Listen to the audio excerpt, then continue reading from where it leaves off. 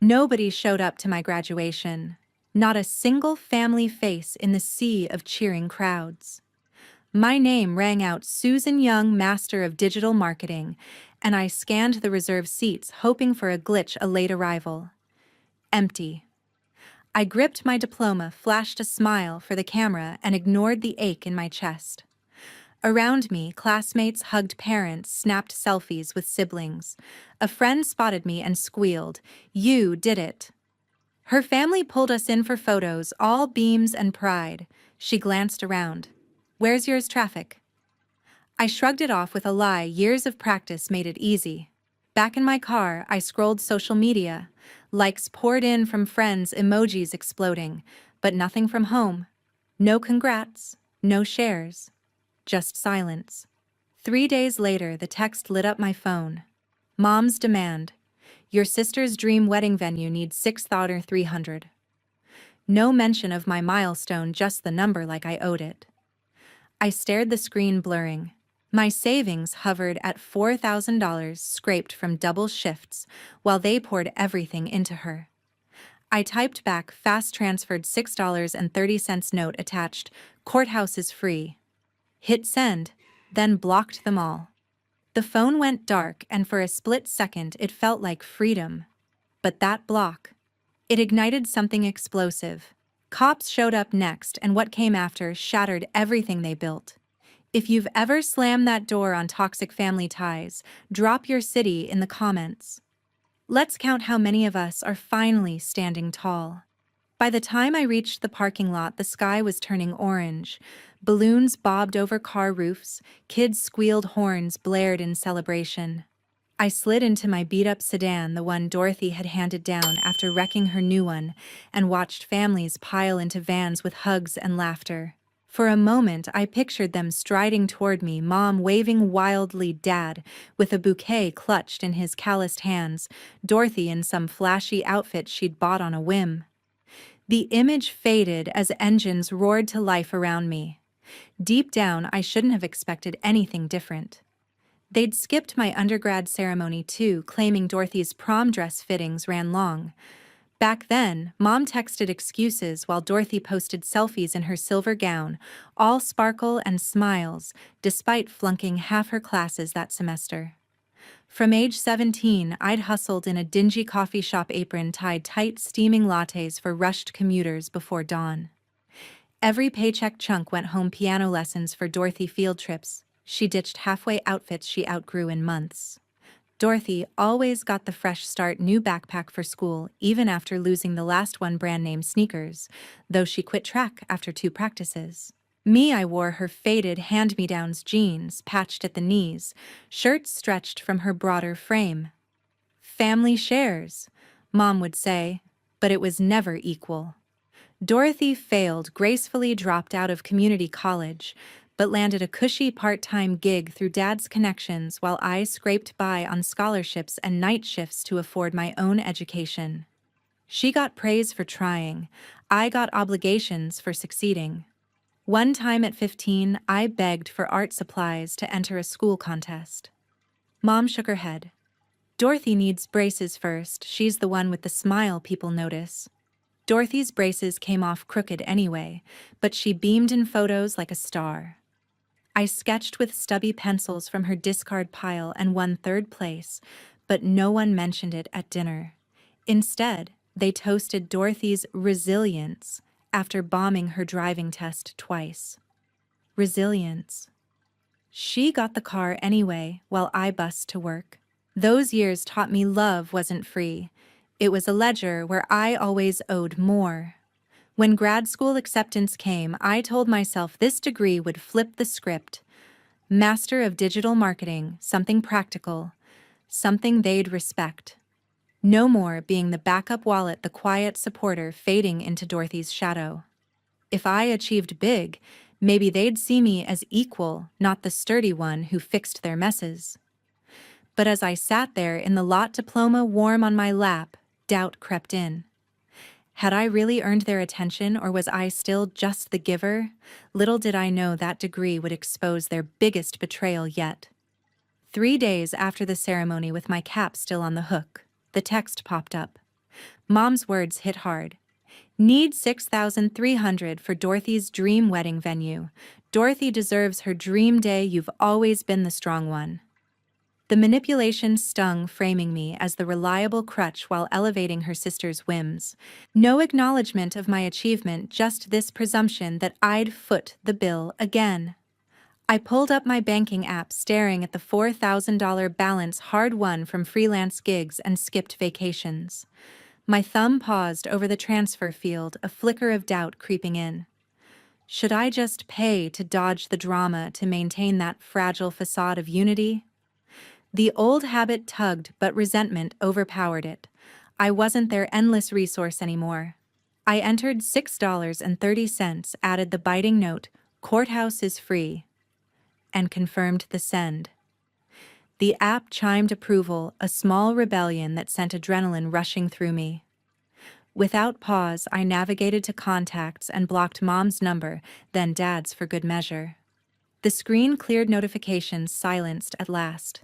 No more guilt-laced pleas infiltrating my peace, no further erosion of my boundaries.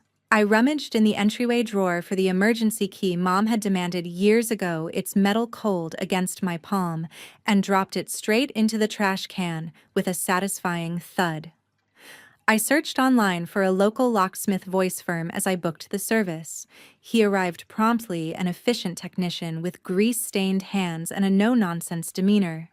He inspected the door, nodded approvingly, and set to work removing the outdated hardware. Tools whirred as he fitted the new lock, testing the mechanism twice before declaring it secure. "You're all good now," he remarked, packing up. I turned the key myself, the bolt sliding home with authority. In my Rio Rancho apartment, the air felt charged, the new setup a tangible shield against intrusions. This step unlocked buried frustrations. I'd always been the one tapped for contributions, wiring funds for Dorothy's fleeting pursuits, while receiving scraps in return. She'd bail on a certification course midway, yet they'd subsidize her recovery spa weekend. I'd land a promotion through sheer grit, and they'd solicit extra for her wardrobe refresh. "We stick together?" They'd insist, but togetherness meant my sacrifices fueling Dorothy's indulgences. Even this wedding demand echoed the pattern her extravagant plans prioritized over my stability. Enough. The locksmith invoice joined my important papers, a symbol of reclaiming control. As dusk settled, I paced the living room, the quiet amplifying my resolve. The phone remained dormant, but I knew their silence wouldn't last. The pushback was inevitable. Little did I know that police visit was just the beginning of their panic. The next morning, sunlight flooded my Rio Rancho apartment. I brewed fresh coffee, the aroma filling the space as I reviewed job listings on my laptop. A sharp knock interrupted the calm routine. Peering through the peephole, I spotted two uniformed officers standing in the hallway. My pulse quickened. What now? I opened the door cautiously, greeting them with a steady voice. "Can I help you?" The taller officer, badge glinting under the hall light, introduced himself. "Albuquerque Police, ma'am. We're here on a welfare check. Your mother called concerned about erratic behavior, changing locks, suddenly ignoring calls. She fears you might be in distress." The absurdity hit me like a slap, twisting into something darker.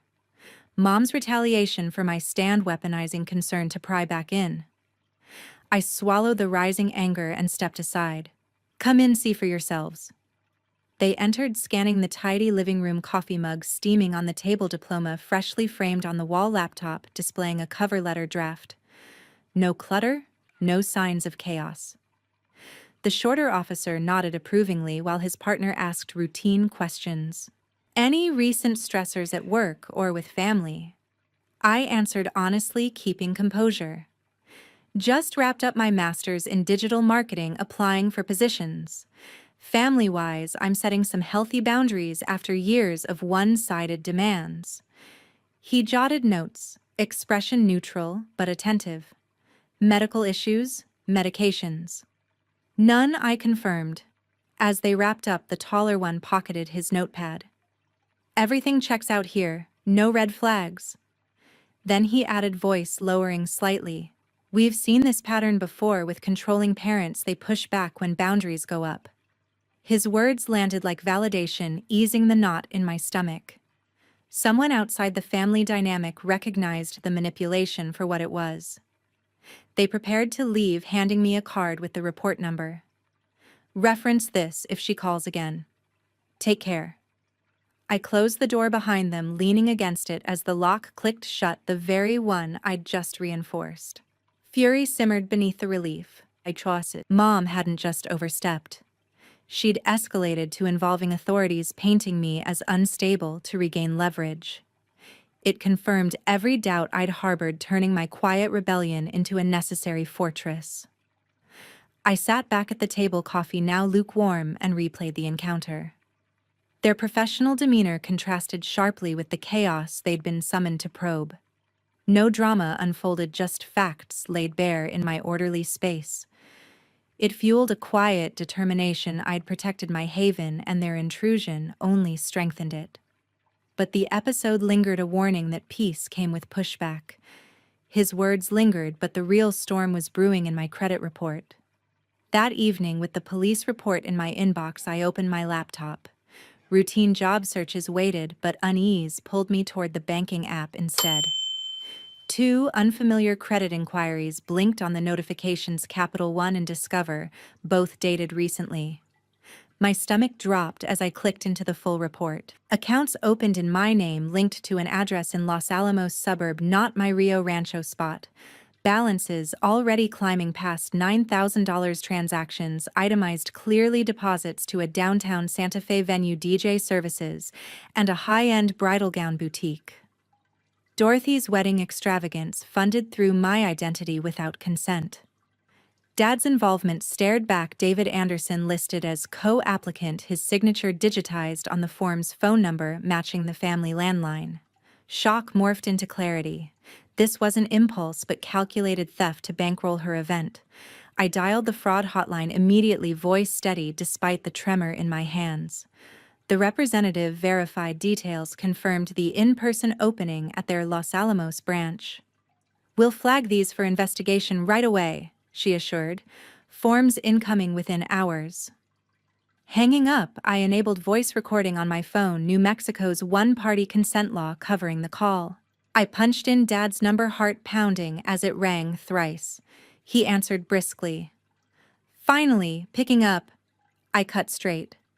"Dad, 2 cards opened under my name tied to your address, charges for Dorothy's venue DJ, even her dress total $9,000. Explain." Silence stretched. Then his chuckle, forced and hollow. "Building your credit history, kiddo. Family pitches in for big moments like Dorothy's wedding. It'll make us all look established." The excuse twisted like a knife. "You forged my info to cover her excesses. That's fraud, not help." He pressed on. "Come on.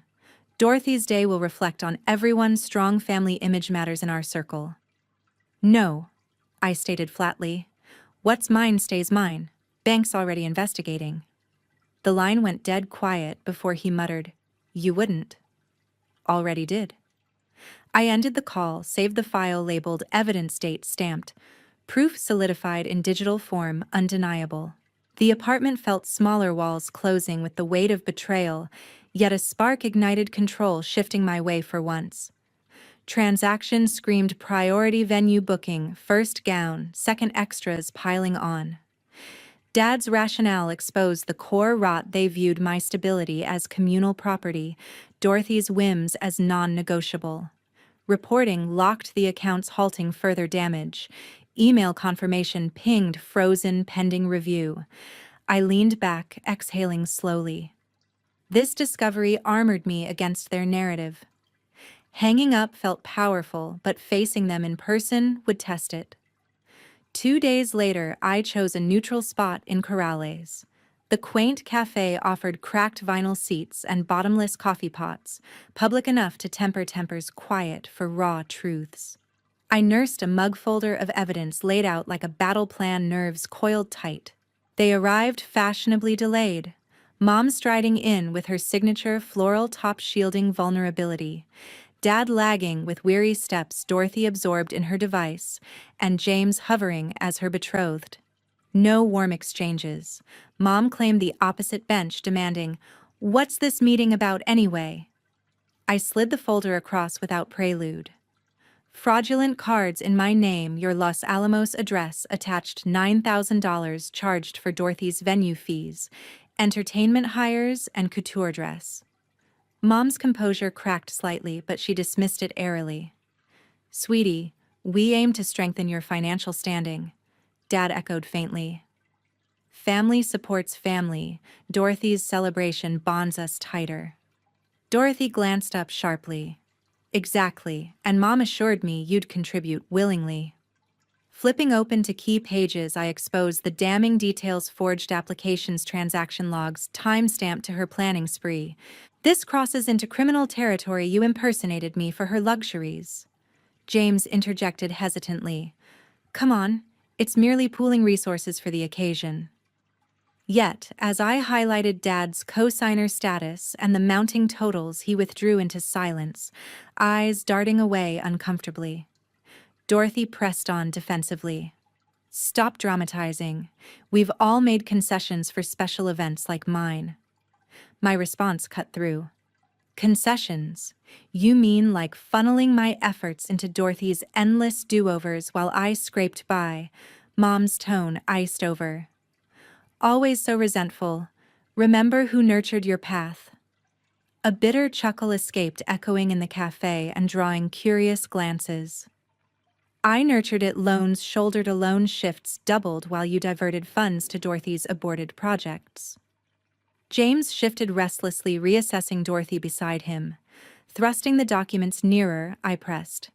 "Institutions hold your Prince contact's location data. Balances halted. Proactive. You'll face inquiries imminently." Mom paled visibly, Dad stammering. "We can resolve this discreetly, dear." Dorothy exhaled sharply. "You're sabotaging my vision, our reputation." James remained wordless, strain evident on his face. Rising, I dropped bills for my brew. "No resolutions left. Your dominance, my yielding over." Stepping into the fresh breeze, conviction surged stronger. Walking out, I knew the wedding night would be their undoing. That night, the venue in downtown Santa Fe glowed in white lights. My phone vibrated with an incoming call from an unknown number. I answered cautiously, the bank's fraud specialist on the line. "We've accelerated your case," she explained crisply. "Team coordinating with local enforcement to authenticate charges at the event site. No action required from you, but stay informed." I thanked her, pocketed the device, and leaned against my window. City hum below. Across town, the banquet hall pulsed with anticipation, guests mingling under crystal chandeliers, floral arches framing the dance floor, a towering cake centerpiece proclaiming Dorothy's union. Officers arrived discreetly, no blaring sirens to disrupt the facade, banker trailing with a briefcase of records. They navigated the entry badges, flashed subtly to the coordinator. Inside, the DJ spun upbeat tracks, couples swaying as waitstaff circulated trays. The lead officer approached the head table where Margaret chatted with relatives, David nursing a drink nearby. "Evening, folks," he announced evenly. "Here to verify reported credit irregularities tied to this gathering's expenses." Murmurs rippled outward, phones emerging from pockets. The banker unfolded documents, voice projecting. "Accounts under Susan Young, unauthorized co-applicant David Anderson. Itemizations match venue, deposit, entertainment contract, bridal attire. Acquisition total $9,000. Gasps echoed a nearby aunt whispering, "Susan's involved." Margaret's glass trembled, color fleeing her cheeks as she stammered. "Misunderstanding family matters." Dorothy froze mid-conversation, with bridesmaid's veil slipping slightly. "What's happening?" she demanded, eyes darting to James beside her. Crowd attention shifted, conversations halting as the officer continued. "Routine documentation, no detentions tonight, but we'll copy receipts and confirm identities." A friend of Dorothy's stationed near the bar whipped out her device and started recording discreetly, lens capturing the unfolding scene. Whispers intensified. Fraud. On her wedding. James edged away from the table, murmuring to Dorothy, I can't marry into this mess. He slipped toward the exit coat, grabbed hastily, vanishing through a side door amid the growing disarray. The DJ, sensing tension, faded the music, unplugging speakers as the vibe soured. Guests exchanged uneasy glances, some drifting toward coats, others lingering for the spectacle. Margaret pleaded with the banker. Please, not here, it's her special night. But protocols held firm, forms signed under duress. Dorothy collapsed into a chair, tears streaking makeup. Mom, fix this. The banner overhead, embroidered with their names, sagged under the humid weight of embarrassment. As enforcement wrapped up, the hall emptied in waves, pitying nods, hushed judgments trailing out. Video clips circulated instantly among attendees, snippets destined for wider spread. As the lights dimmed, the fallout was just beginning. 3 days after the chaos, the email arrived. Capital One's fraud resolution notice detailed the outcome. David and Margaret Anderson admitted to the unauthorized activities, committing to full restitution of $9,000. The statement included a timeline of reversed entries, clearing my financial slate completely. Relief washed over me, tempered by the stark reality of their concession. It marked not just monetary amends, but a forced reckoning with their overreach. Whispers escalated quickly through Los Alamos suburb circles. Market aisles filled with sidelong glances and murmured retellings of the disrupted nuptials, church groups dissecting the scandal over coffee hours. Heard the Andersons' big bash imploded amid money troubles. A neighborhood newsletter alluded, sparking threaded discussions on local apps. Dad faced tangible repercussions in his professional sphere.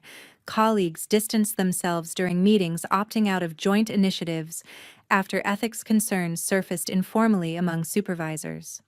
While no formal reprimand issued, the subtle exclusion disrupted his workflow, compelling him to navigate strained interactions daily. Dorothy's attempts to reach me intensified, bypassing blocks through alternate emails and mutual contacts. Your spite wrecked my life. One message ranted.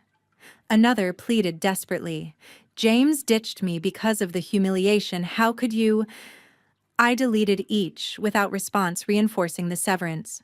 Her online presence dwindled behind fortified privacy walls after the footage amassed 500,000 views, clips dissecting the enforcement intervention and her distraught reaction.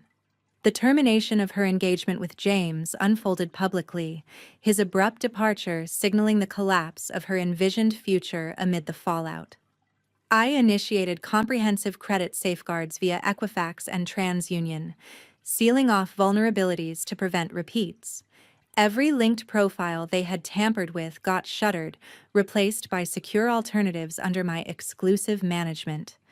The affirmation letters arrived promptly, which I affixed alongside my diploma, and the locksmith-bill trio of testaments to self-preservation, earned through confrontation. 6 months hence, crisp autumn winds swept Albuquerque streets with golden foliage.